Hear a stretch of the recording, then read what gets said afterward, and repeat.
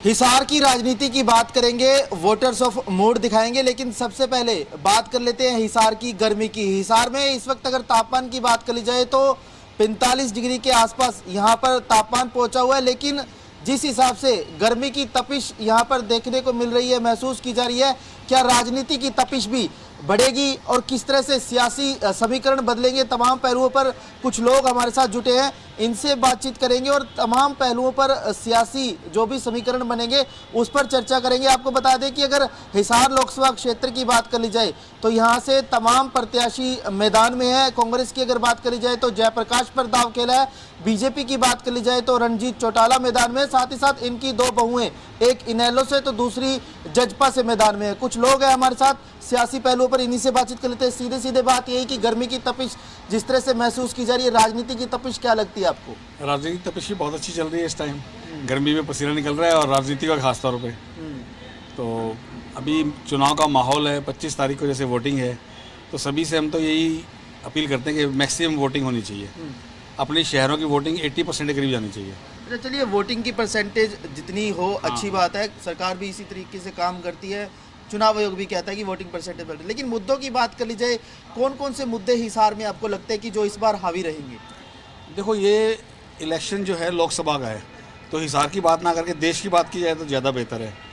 तो देश की बात करेंगे तो मोदी जी नंबर 1 ही है, उन्हीं को मौका मिलना चाहिए, क्योंकि जो सनातन का भी रक्षा करते हैं, सबको साथ लेके चलते हैं। ऐसा नहीं है कि कोई कास्टिज्म फैलाते हैं या कुछ भी करते हैं। तो ऐसा ही राजनीति के होना चाहिए और पूरे विश्व में हमारा मान बढ़ा है।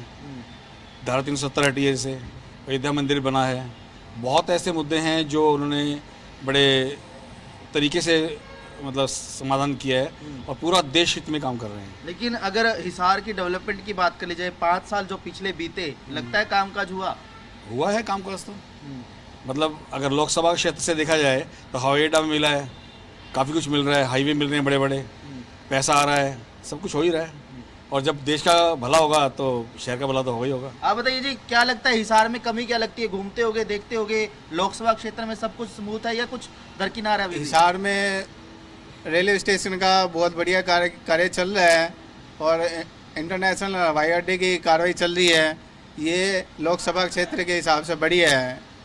मैं हिसार की तरफ से जनता को ये संदेश देना चाहता हूँ, आने वाली अपनी पीढ़ी, जो अपने भविष्य के बच्चे हैं, उनको देखते हुए अपने को राष्ट्र के हित के देखते लिए वोट करना चाहिए। लेकिन चलिए, ये तो आपका जो भी एजेंडा है उस हिसाब से चल पड़े, लेकिन कामकाज की अगर बात करी जाए तो कामकाज के नाम पर वोट नहीं पड़ेंगे क्या? काम के भी विकास हो हिसार में काफ़ी हुए हैं।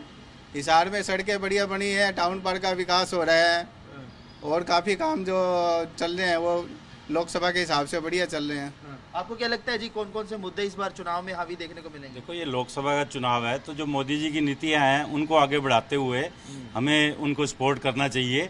और मेरी एक अपील है कि हर आदमी को वोट करना चाहिए और अपने पड़ोसी को, साथ वालों को, सबको ले जाके वोटिंग जरूर करवानी चाहिए जी। लेकिन हिसार के अगर डेवलपमेंट की बात कर ली बहुत जाए, बढ़िया डेवलपमेंट हो रही है जी, बहुत बढ़िया तरीके से काम हो रहा है। पिछले 5-10 सालों में बढ़िया काम हुआ है जी। प्रत्याशी 5 मैदान में है जो इनमें, इनको कैसे देखते हैं? बीजेपी का प्रत्याशी जी हमारे लिए तो जो मोदी जी ने चुना है वो हमारे लिए सबसे ऊपर है जी। लेकिन परिवार तो एक ही है ना, तीनों चौटाला परिवार से हैं। परिवारवाद का नहीं है जो मोदी जी का। हाँ जी, परिवार मोदी का।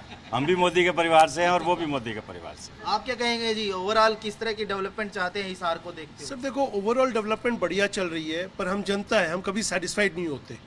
तो डेवलपमेंट और भी आएंगे, जैसे अब बीजेपी जीतेगी, लोकसभा में जीतेगी, उसका इम्पैक्ट आएगा ही आएगा हिसार के ऊपर और डेवलपमेंट तेजी से बढ़ेगी। लेकिन पूरे सिनेरियो को किस तरह से देखते हैं? हरियाणा की 10 की 10 लोकसभा की बात कर ली जाए, वहाँ पर क्या देखो, कठिन क्वेश्चन। हम तो चाहते हैं कि 10 की 10 सीटें आए, ताकि पूरी मेजॉरिटी से आए, जो नेगेटिव कानून है वो हटे, जो गलतियां हो रखी वो हटे, और देश जो इंटरनेशनल इमेज जो है अपने देश का, बाहर जाके देखो तो आपको पता चलता है कि इंडिया की जो 10 सालों में इज्जत जो बढ़ी है वो हमारी कभी नहीं थी। लेकिन कांग्रेस वाले तो सीधे कह रहे हैं कि संविधान बदलने की तैयारी इनकी तरफ से की जा रही है। सर, संविधान को एक और अपग्रेड हमेशा होना चाहिए।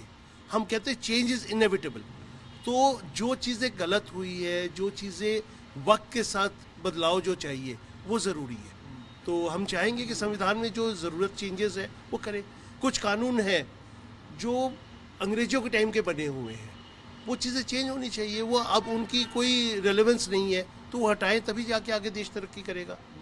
लेकिन एज ए बिजनेसमैन हिसार को किस दिशा में बढ़ना देखना चाहते हैं? क्या कुछ दरकिनार लगती है जिस पर फोकस करने की आने वाले दिनों में जरूरत पड़ेगी? सर देखो, ओवरऑल मैं मानता हूँ, चाहे इंडस्ट्री ले लो चाहे बिजनेस ले लो, अगले 10 साल हम लोग मल्टी ट्रिलियन इकोनॉमी में जो जा रहे हैं, वो डेवलपमेंट ओवरऑल जो इन्होंने डिजिटलाइजेशन किया है उससे हुआ है। बिजनेस को सपोर्ट मिल रहा है। जो लोग पॉजिटिविटी के ऊपर चलेंगे वो आगे लॉन्ग टर्म डेवलप करेंगे।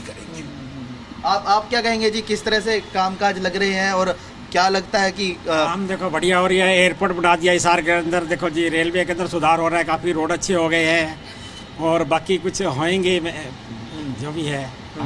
लेकिन उम्मीदवारों की बात कर ली जाए तो उम्मीदवार जो मैदान में है तमाम तरह की उम्मीदवार तो देखो जी, हम तो मोदी फैन हैं और मोदी को ही जानते हैं। चाहे लोकसभा का कोई भी खड़ा हो कैंडिडेट, हमने तो मोदी को वोट डालना और वो मोदी के कैंडिडेट हैं हम तो। लेकिन आपको लगता नहीं जो ये चौटाला परिवार देवीलाल की नीतियों की बात कर रहे हैं, इसका भी कुछ इफेक्ट दिखने को मिलेगा? नहीं, हमें इसी से कोई लेना देना नहीं है, क्या हम तो मोदी फैन है, मोदी को वोट जाएगा हमारा, बीजेपी को कमल को वोट जाना है हमारा, हमें इससे कोई नहीं है। और क्या कुछ लगता है जिस पर काम करने की जरूरत है? हिसार के डेवलपमेंट को किस तरह से काम देखते हैं? करने की जरूरत है। हाँ, रोड का है, रोड जाम रहता है, ये थोड़ा ठीक होना चाहिए। रोड जाम रहता है, ये सुधार होना चाहिए मेरे हिसाब से। हिसार में बहुत जरूरी है, ये परमानेंट जाम रहता है रोड के ऊपर, ये मेजर है इनका। सबसे ज़्यादा इनको ध्यान देना चाहिए रोड के ऊपर। रोड बिल्कुल जाम रहता है आजकल हिसार के अंदर, ये मेजर पार्ट है। और क्या क्या डेवलपमेंट्स की जरूरत लगती है? डेवलपमेंट तो ये रोड ही कर लेना, यही बहुत है हिसार के अंदर। जो रोड बहुत, क्योंकि रोड के ऊपर ही चलना होता है, पर क्योंकि कितनी पेट्रोल की वेस्टेज हो रही है, ये चीज़ें ज़रूरी है रोड में।